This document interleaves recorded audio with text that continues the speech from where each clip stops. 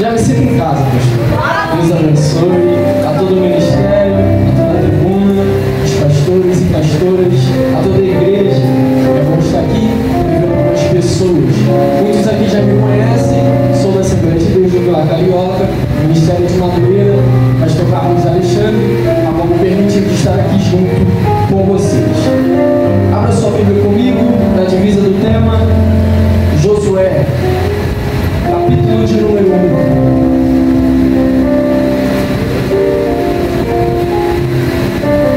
Josué, capítulo de número 1. Quem achou, diga amém? Amém.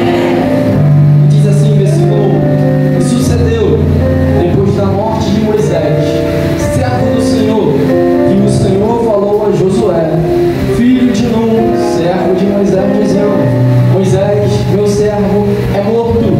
Levanta-te, pois agora, passa este Jordão, tu e todo este povo, a terra que eu dou aos filhos de Israel.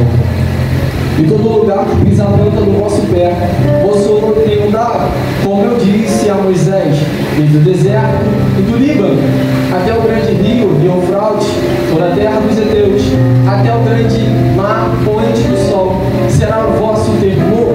Abra agora sua Bíblia, uma página antes, Deuteronômio, capítulo 34, versículo de número 8, que diz: E os filhos de Israel prantearam a Moisés 30 dias, repita comigo, 30 dias, nas campinas de Moabe, e os dias do pranto do luto de Moisés se cumpriu.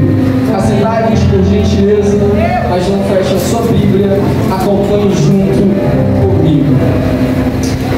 O livro de Deuteronômio se encerra no capítulo 34, com a morte de Moisés, o grande legislador e líder que conduziu Israel desde a saída do Egito. Ele sobe ao Monte Nebo, ao cume de Pisgá, de onde o Senhor lhe mostra toda a extensão da terra prometida, desde Gileade até Dan, passando por Naftali, Efraim, Manassés, Judá e até o mar ocidental, o Negueb e a planície do vale de Jericó. Apesar de ver a terra, Moisés não entra nela, conforme a palavra do Senhor. Ali ele morre e em Moabe, e o próprio Deus o sepulta em um lugar desconhecido até hoje. O povo de Israel pranteia Moisés por 30 dias nas campinas de Moabe, e o luto marca o fim de uma era. Moisés era descrito como servo do Senhor, e o texto ressalta que nunca mais se levantou em Israel profeta semelhante a ele, que conhecesse o Senhor face a face, com todos os sinais, prodígios e feitos poderosos realizados diante do Egito e do povo. Entretanto, já havia sido estabelecido a transição de liderança. Josué, filho de Nun, estava cheio de espírito de sabedoria, porque Moisés havia imposto as mãos sobre ele. Isso vemos no versículo 9 do capítulo 34. Assim, os filhos de Israel obedeceram e seguiram sua direção, como o Senhor havia ordenado. É neste ponto de transição que se inicia o livro de Josué. O capítulo 1 abre afirmando: sucedeu depois da morte de Moisés, servo do Senhor, que o Senhor falou a Josué, filho de Nun, servo de Moisés. Esse versículo marca a continuidade da história. Após a morte de Moisés, o Senhor fala diretamente a Josué, confirmando como um novo líder, iniciando o tempo da conquista da terra prometida. Na cultura hebraica, o período do luto era organizado e respeitado. Repito, na cultura hebraica, o período do luto era organizado e respeitado. Para parentes próximos, o luto durava 7 dias, conforme Gênesis capítulo 50, versículo 10, e Jó, capítulo 2, versículo de número 13. Para grandes líderes, esse período podia ser estendido para 30 dias. Quando Arão, o sumo sacerdote morreu, o povo chorou por 30 dias. Números capítulo 20, versículo 29.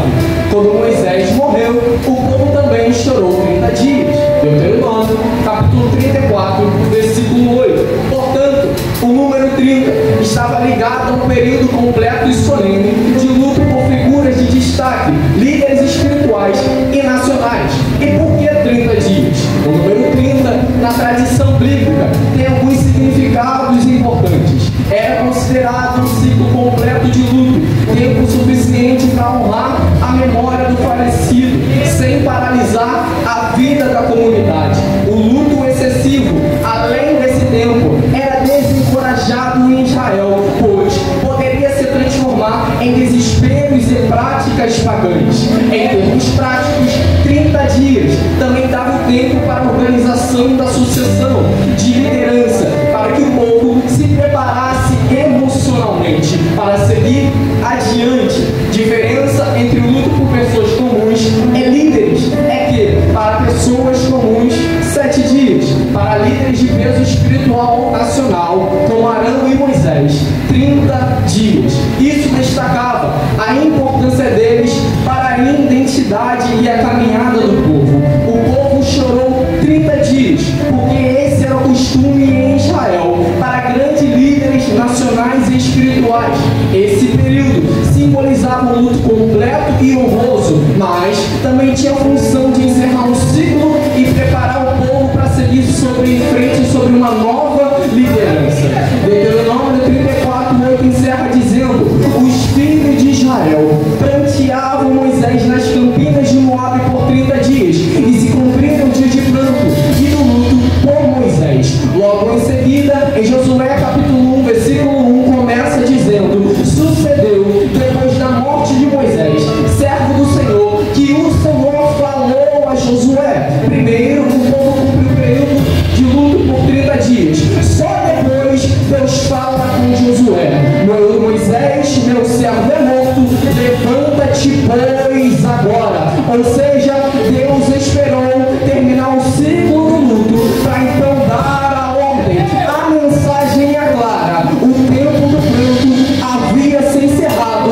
É hora de levantar para entrar na promessa. O texto mostra que Deus respeitou os 30 dias do luto de Moisés. Israel chorou, a saudade foi honrada, a memória foi guardada. O céu não se apressou no processo. Deus também não encurtou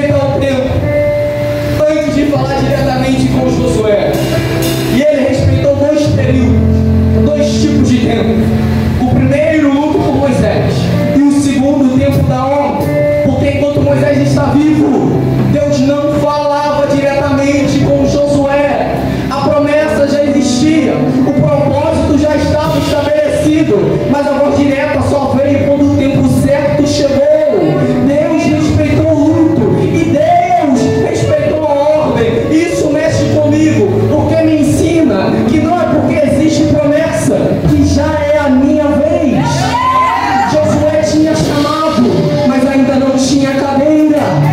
Ele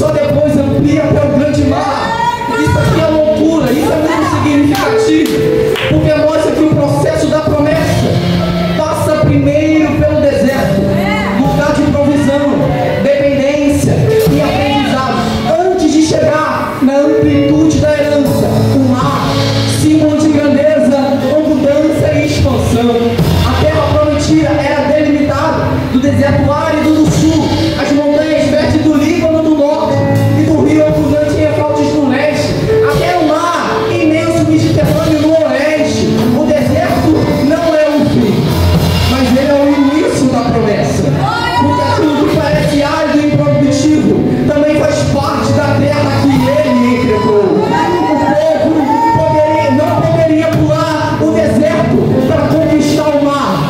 Primeiro, era preciso reconhecer que até o deserto Deus está entregando algo. Antes de vivermos a plenitude, Deus faz nos atravessar o deserto, porque Ele prepara, disciplina e molda o nosso caráter. Jesus foi confirmado no Jordão, mas antes de iniciar seu ministério, também passou pelo deserto. Israel saiu do Egito, mas só entrou na terra de Canaã depois de atravessar